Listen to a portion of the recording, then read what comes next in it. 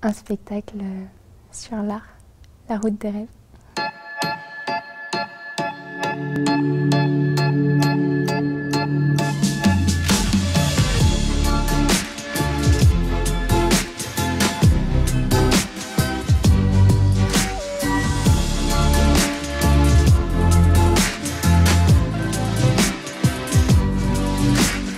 Ce soir, nous sommes présents au théâtre pour accueillir les 150 étudiants que nous avons invités et également les administratifs des écoles partenaires et directeurs d'école pour passer ce moment ensemble. Plusieurs de nos DRH de filiales seront présents ainsi que nos responsables recrutement et puis montrer aussi le plaisir que j'ai à travailler pour susciter peut-être des vocations et également montrer aux jeunes filles que ce n'est pas un milieu uniquement d'hommes. Je trouve ça intéressant de voir que des entreprises de bâtiments, d'un côté très technique, peuvent aussi avoir une vision, une sensibilité à l'art. C'est une certaine ouverture d'esprit qui est intéressante.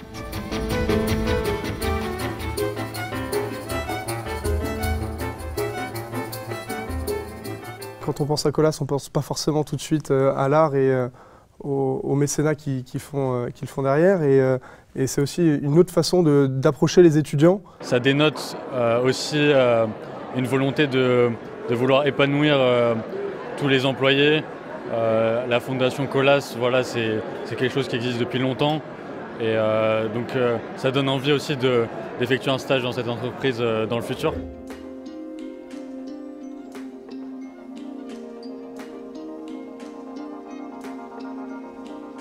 Je pense qu'on a déjà, en tant que jeune, pas tout le temps l'habitude d'aller au théâtre. Et quand on voit comment ça se passe à la fin, que tous les jeunes sont debout, rapplaudissent, rencouragent les artistes, on voit clairement que ça leur a plu. Et du coup, on sait que c'est une entreprise qui est dynamique, qui essaye toujours d'innover. Et je pense que c'est ça qui nous plaît chez Colas aujourd'hui. C'est clairement un avantage, ça montre qu'ils sont désireux de se diversifier et de faire des choses nouvelles.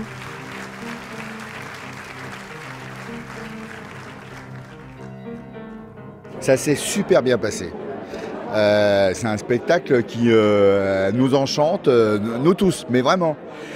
En même temps, il y a de la pression, je ne vais pas mentir, parce que faire des numéros comme ça, les uns après les autres, c'est quand même pas évident. Mais moi, je suis pour qu'on leur rende tout aux Égyptiens. Même la Vénus de Milo? Tout, je te dis. Éric? Oui. Tu sais que la Joconde était pareille que sur le tableau? Dans la vie? Trait pour trait. Bah alors à quoi ça sert de la peindre? Je te le demande. On se rend compte que la peinture, c'est pareil que la danse, que la musique, que le théâtre aussi. Ça va être quelque chose qui va transmettre un message, qui va parler à tout le monde en fonction du regard qu'on porte sur l'œuvre. Ça va nous communiquer quelque chose et on va en ressentir une émotion qu'on va partager après.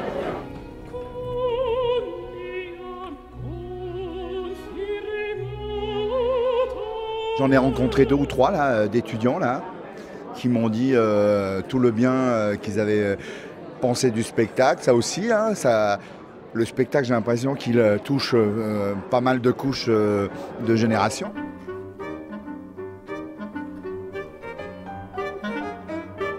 Je pense que c'est un plus parce qu'il faut toujours de la création. Après, il faut apporter une démarche technique derrière, mais sans création, je pense qu'on n'avance pas. Décider d'être émouvant, d'aller vers l'émotion, d'aller vers la création, qui sont des choses fragiles, parce que la création, c'est l'inverse. Alors probablement qu'un ingénieur me dirait qu'une route aussi est fragile. C'est un extincteur. Non. Je te dis que c'est un extincteur. C'est pas sûr, Marie-Christine. Bon, on y retourne. Il faut soutenir cette fragilité-là, et qu'une entreprise de BTP, c'est-à-dire la solidité même, s'intéresse à la fragilité des artistes, je trouve ça très poétique, très important.